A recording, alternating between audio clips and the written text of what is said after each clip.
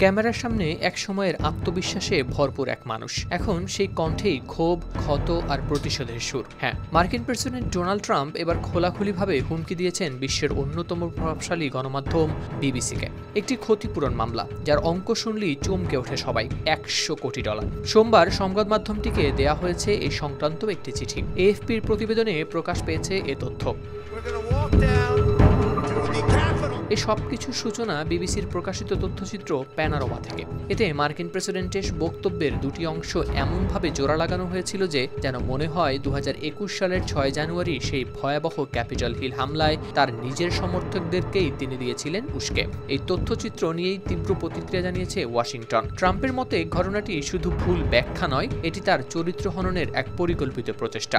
এরপরই শুরু হয় ঝড়। সোমবার বিবিসির হাতে পৌঁছায় ট্রাম্পের আইনজীবীদের পাঠানো আনুষ্ঠানিক চিঠি। সেখানে স্পষ্ট করে বলা হয়, শুক্রবারের মধ্যে বিবিসিকে তথ্যচিত্রটি প্রত্যাহার করতে হবে, প্রকাশ্যে ক্ষমা চাইতে হবে আর দিতে হবে যথাযথ ক্ষতিপূরণ। এর ব্যত্যয় হলে কমপক্ষে $100 কোটি ক্ষতিপূরণ মামলা করবেন মার্কিন প্রেসিডেন্ট।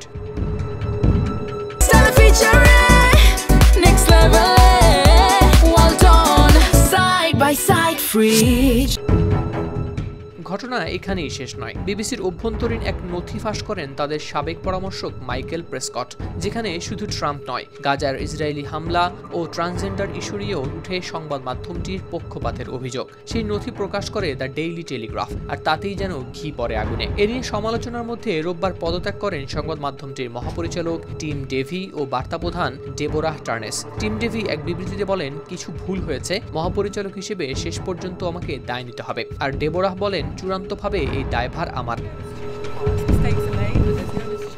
এরপর সোমবার বিবিসির চেয়ারম্যান সামির শাহ প্রকাশ্য বলেন, ট্রাম্পের বক্তব্য সম্পাদনার পদ্ধতি বিবেচনাগত ভুল ছিল, যা তৈরি করেছে বিভ্রান্তি। তিনি আরও বলেন, বিবিসির প্রতি মানুষের যে আস্থা রয়েছে তা ফিরিয়ে আনতে এবং সাংবাদিকতার সর্বোচ্চ মান নিশ্চিত করতে সংবাদ মাধ্যমটি প্রতিশ্রুতিবদ্ধ। হাওলাদার শামীম, RTV।